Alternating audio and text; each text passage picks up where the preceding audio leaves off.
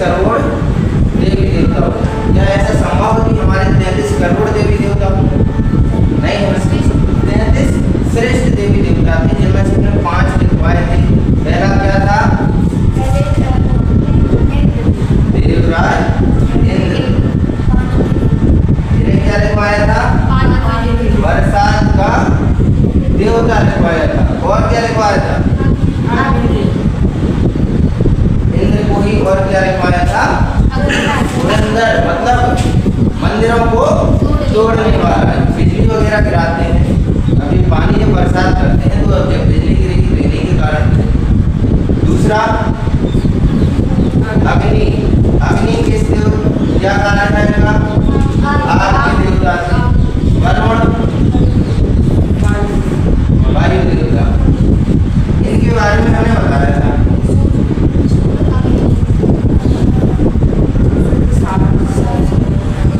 इनके बारे में कौन बताएगा? सोम देवता। आजकल गली गली नशीले पदार्थों के देवता देखा रहता है। ठंडी बियर, देसी एवं विदेशी। लास्ट लाइन क्या लिखी हो जाए?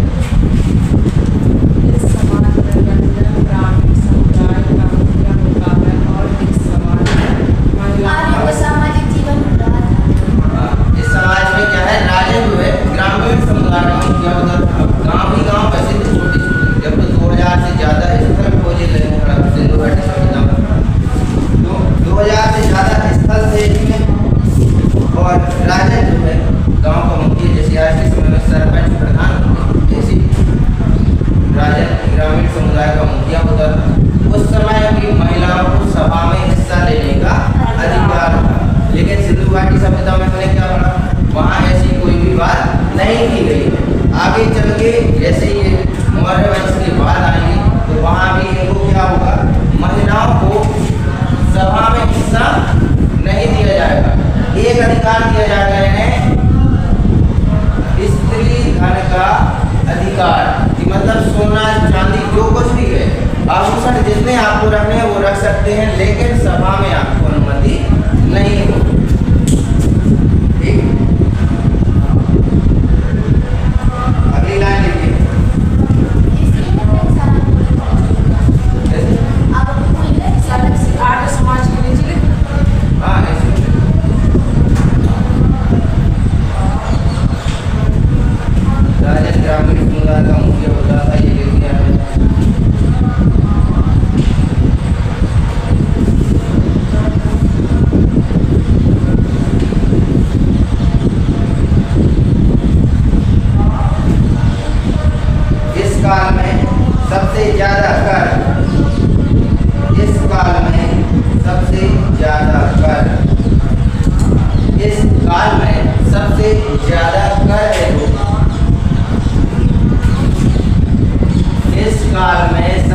ज्यादा कर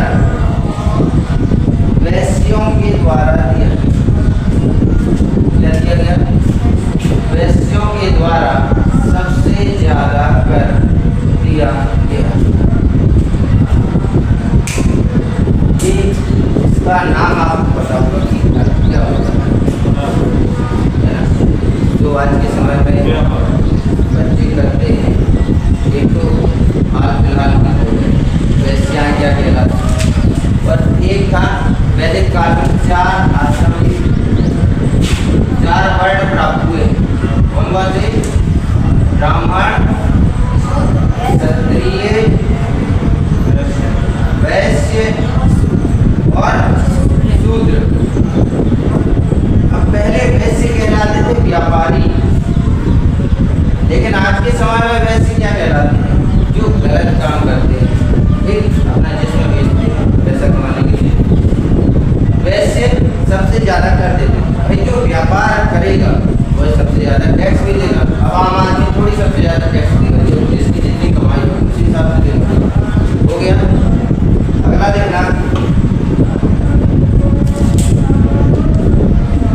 इस काल में परसुणी नदी के किनारे, इस काल में परसुणी नदी के किनारे 10 अवतार नामक लड़ा गया था। इस काल में परुषणी नदी के किनारे 10 अवतार नामक युद्ध लड़ा गया था। हो गया।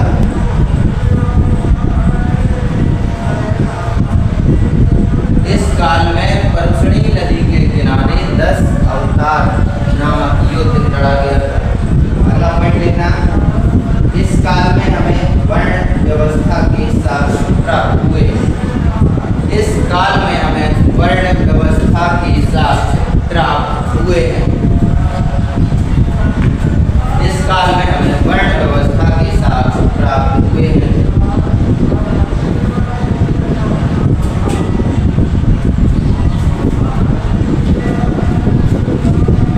वर्ण व्यवस्था के अंतर्गत समुदाय को चार वर्गों में वर्ण व्यवस्था के अंतर्गत समुदाय को 4 वर्गों में बांटा गया है। ये 4 वर्ण कौन कौन से हैं? ब्राह्मण, क्षत्रिय, वैश्य और शूद्र। ब्राह्मण, क्षत्रिय, वैश्य और शूद्र।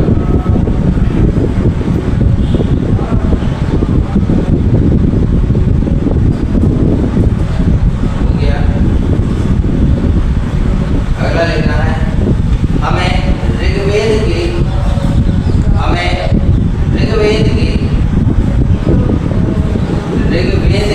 10वें मंडल में ऋग्वेद के 10वें मंडल में 10वें मंडल में शूद्र नामक शब्द प्राप्त हुआ है। हमें ऋग्वेद के 10वें मंडल में शूद्र नामक शब्द प्राप्त हुआ है। शूद्र नामक शब्द प्राप्त हुआ है। हो गया।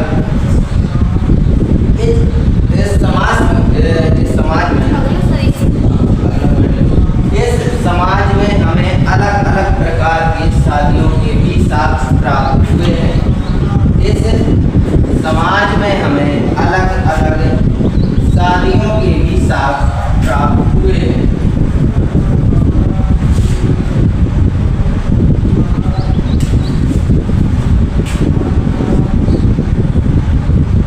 बहुविवाह पहला लिखना, इसी के आगे डिटेल लिखवानी है।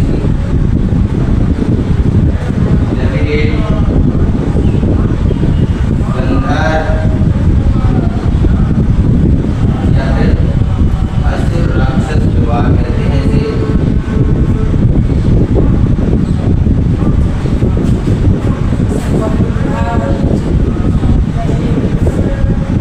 पहला वर्ग लिखना, इसके आगे डिटेल लिखवानी। बहु विवाह, लग्रेट, गंधर्व विवाह। चौथा लिखना, असुर राक्षस, असुर या फिर राक्षस विवाह, राक्षस विवाह। हो गया। 5वां लिखना, पिशाच विवाह, पिशाच विवाह, पिशाच विवाह।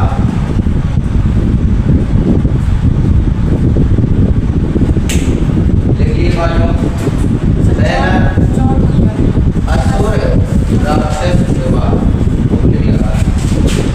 असुर राक्षस विवाह। नंबर 1, बहु विवाह प्रथा, बहु विवाह प्रथा। इस समाज में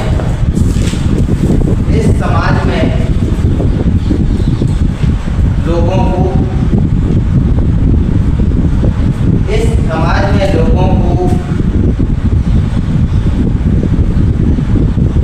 एक साथ एक से ज्यादा पति या पत्नी रखने की अनुमति थी। एक साथ एक से ज्यादा पति या पत्नी रखने की अनुमति थी।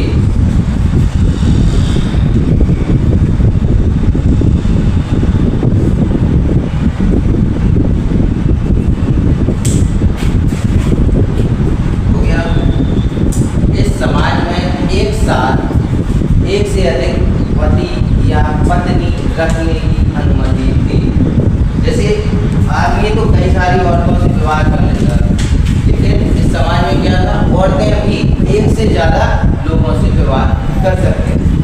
सेकंड लिखना है लेविरेट।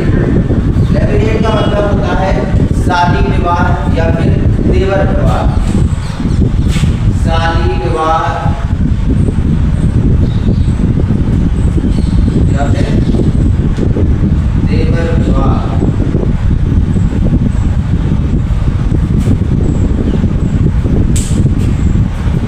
शादी विवाह या फिर देवर विवाह किसी किसी के घर में घटना घट जाती है, किसी का आदमी नहीं रहता है या फिर किसी के घर वाले खत्म हो जाते हैं, तो क्या करते हैं, शादी के साथ विवाह रह जा सकते हैं, या फिर जिसका घर वाला खत्म हो गया क्या करता है, देवर के साथ विवाह कर लेते, ये कहलाता है लेविरेट विवाह। अगला लेना गंधर्व विवाह।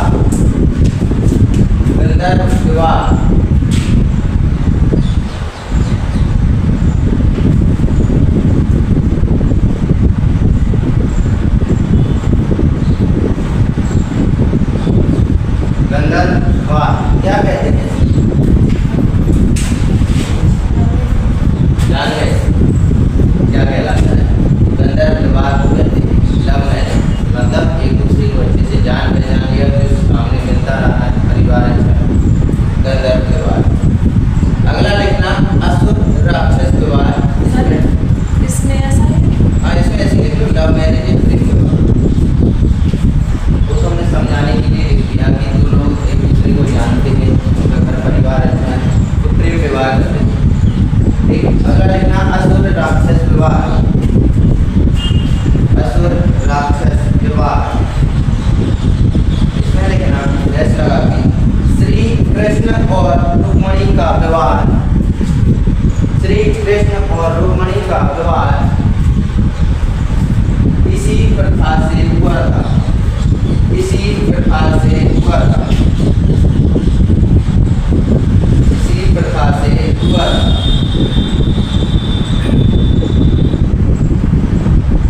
हो गया। अब ये था क्यों लिखा गया असुर राक्षस विवाह?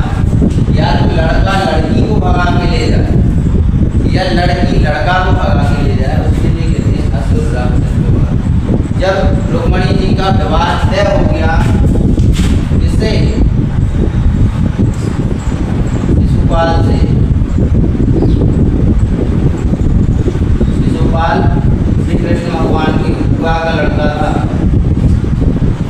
एक इसकी कहानी आप जब महाभारत देखेंगे तो उसमें समझ में आएगी शिशुपाल की बुआ का लड़का कैसे था। जब इसका जन्म हुआ था तो इसके 4 हाथ, जब श्री कृष्ण ने स्पर्श किया तो 2 हाथ गायब हो गए।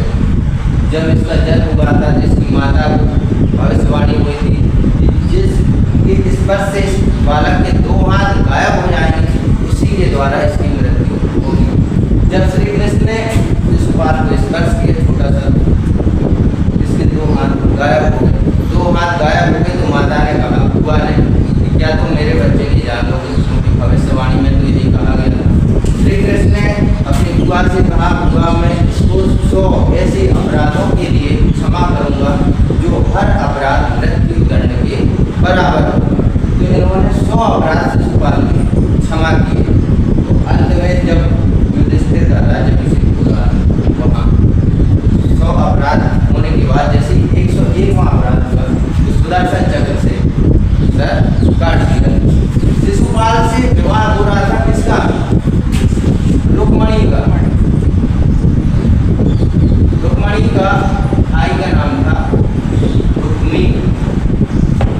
रुक्मी चाहता था कि मेरी बहन का विवाह शिशुपाल, लेकिन इनके मन में कौन बसे? कृष्ण बसे। इन्होंने जब भाई ने तय कर दिया कि कल तुम्हारी शादी है, इन्होंने बहाना बनाया मुझे मंदिर जाना, दुर्गा माता के मंदिर। ये मंदिर पहुंची, मंदिर पहुंचते ही इन्होंने पत्र भिजवाया इसे कृष्ण भगवान को, मैं आपको पसंद करती हूँ, आप मुझे यहाँ से भगा के ले जाइए, नहीं तो मैं दुर्गा माता के मंदिर में ही अपने प्राण दे दूंगी, लेकिन शिशुपाल से शादी नहीं करूंगी। तब श्री कृष्ण यहाँ पर आए। फिर हुआ क्या?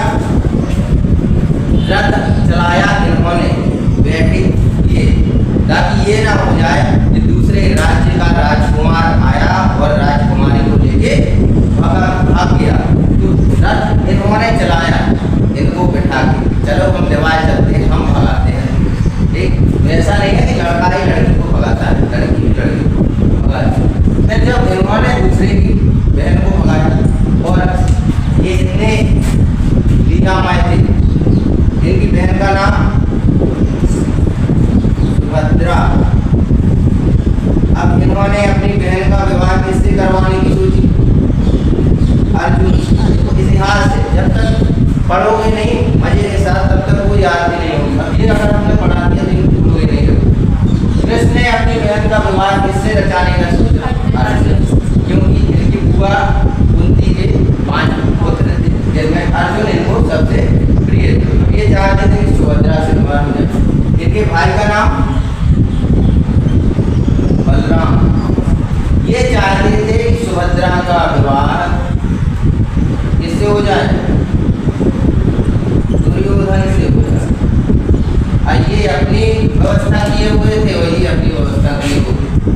अब इन्होंने क्या किया? इन्होंने ऐसी लीला रचाई जैसी लोगों ने रचाई। मंदिर इनको भिजवा दिया, बोले अर्जुन तुम भी चले जाओ, रथ तुम चलाना, बैठेंगे ये, ताकि ये ना हो जाए शहर अपने देश वालों को दूसरे देश का राजकुमार आया और राजकुमारी को लेके भाग गए। ठीक, सुभद्रा और अर्जुन का विवाह भी ऐसी हुआ था। कृष्ण और रुक्मिणी का विवाह भी असुर राक्षस विवाह के रूप में हुआ। अगला लिखना है पिशाच विवाह। पिशाच विवाह। पिशाच विवाह इसमें लिखना धोखाधड़ी से होने वाला विवाह। धोखाधड़ी से होने वाला विवाह।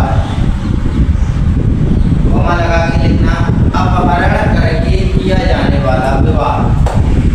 धोखाधड़ी से होने वाला विवाह, अपहरण करके किया जाने वाला विवाह। अपहरण करके किया जाने वाला विवाह, इसका एक अभी हाल ही की उदाहरण है। अपना एक राज्य बिहार। बिहार में क्या होता है? पता चल गया कि आपका भाई सर्विस में हो गया, रातों रात उसे उठवा लेंगे, अपनी लड़की से शादी करवा लेंगे। क्या हो गया ये? पिशाच विवाह। उदाहरण लेते ना, ये प्रथा अभी भी बिहार में प्रचलित है। कई जगह यह प्रथा अभी भी बिहार में प्रचलित है। वरना भी लिखना हो तो याद रखना ये होता क्या। अपहरण कर लेते हैं लड़के का और लड़की से शादी करवा लेते हैं। ठीक, अगला लिखना इस समाज में हमें बाल विवाह की साक्ष्य प्राप्त नहीं हुए। इस समाज में हमें बाल विवाह की साक्ष्य प्राप्त नहीं हुए।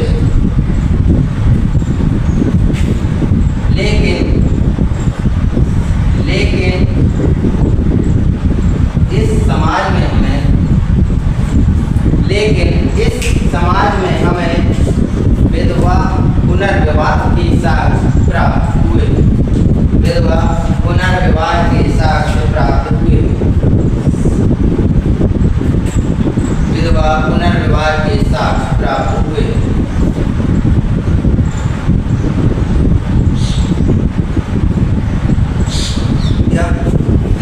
इसमें लेना महिलाएं अपना पति स्वयं चुन सकती थी। महिलाएं अपना पति स्वयं चुन सकती थी। अब जब स्वयं चुन सकती थी तभी तो उन्होंने क्या किया? बहु विवाह प्रथा चलाई। एक औरत कई आदमियों के साथ विवाह कर सकती है, एक आदमी कई औरतों के साथ विवाह कर सकता है। महिलाएं अपना पति स्वयं चुन सकती थी। अगला अधिकरण प्रश्न। ऋग्वेद में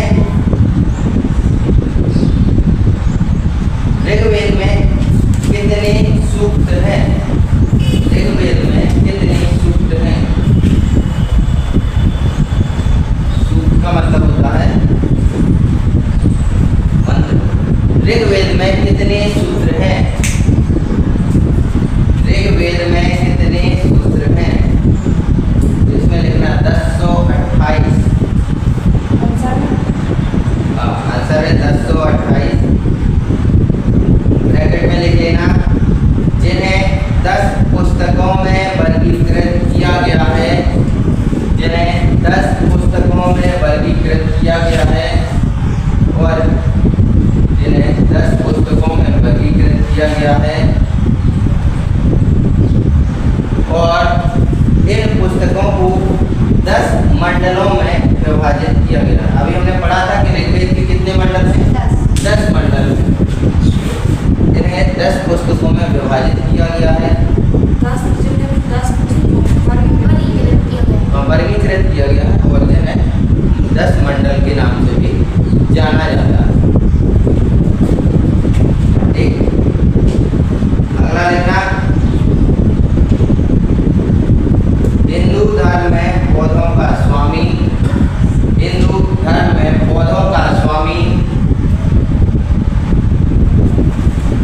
एवं लोगों की उपचारक, हिंदू धर्म में पौधों का स्वामी एवं लोगों का उपचारक और लोगों का उपचारक और धन के देवता के रूप में किसे जाना जाता है? धन के देवता के रूप में किसे जाना जाता है? हो गया, धन के देवता के रूप में किसे जाना जाता है? इसमें लिखना सोम देवता को, जो नशीले पदार्थों के देवता थे वही इसका आंसर है। सोम देवता को पौधों का स्वामी, लोगों के उपचारक और धन का देवता कहा जाता है। अगला प्रश्न लिखना, निम्न में से कौन सी हिंदू धर्म की प्रमुख विचारधारा है? निम्नलिखित में से कौन सी हिंदू धर्म की प्रमुख विचारधारा है?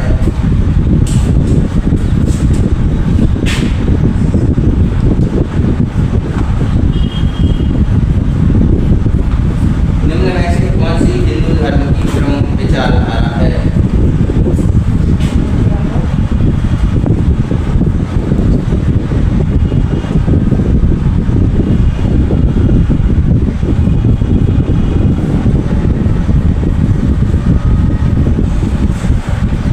निम्न में से कौन हिंदू धर्म की प्रमुख विचारधारा है?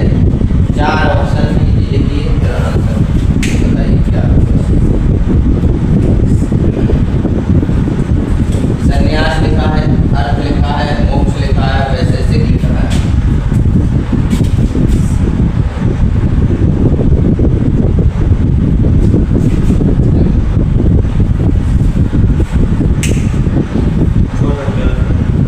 वैशेषिक लिखा है।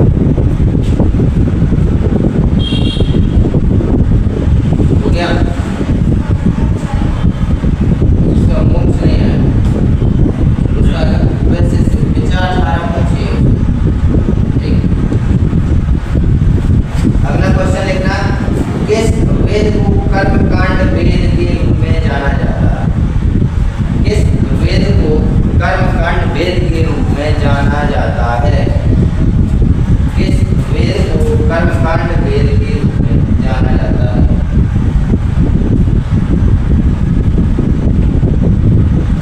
चारों वेद लिखवाए हमने, वो लिखिए। ऋग्वेद, यजुर्वेद, नीचे ABCD करके ऋग्वेद, यजुर्वेद, सामवेद और अथर्ववेद।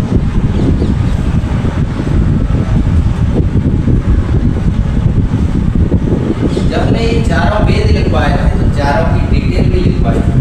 जैसे ऋग्वेद विश्व की सबसे प्राचीनतम पुस्तक, यजुर्वेद क्या था?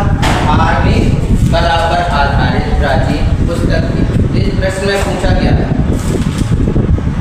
इस प्रश्न में पूछा गया है किस वेद को कर्मकांड वेद के रूप में जाना जाता है? कर्मकांड यानी धार्मिक कला, तो आंसर क्या हो जाएगा? यजुर्वेद। आंसर देखिए, यजुर्वेद। हो गया, अगला लिखना, प्रश्न पूछा गया है अभी हाल ही में NTPC 2024-25 यजुर्वेद की कितनी शाखाएं हैं? हम ये ज़्यादा डीपली प्रश्न पूछ लिया, वैसे पूछते तो नहीं है ना किसी किताब में ये क्वेश्चन पूछते हैं। अब जब जो कोई पंडित जी हैं वो पढ़ हैं इन वेदों, अब वो बता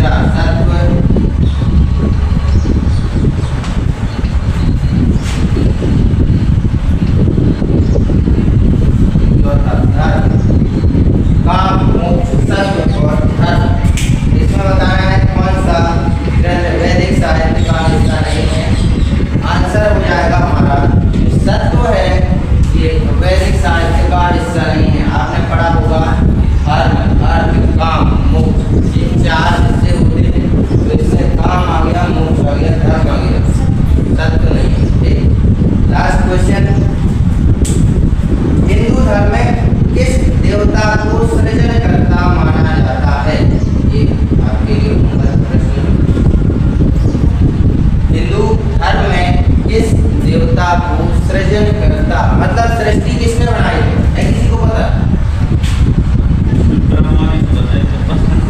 सृजनकर्ता, तो यही तो आंसर है।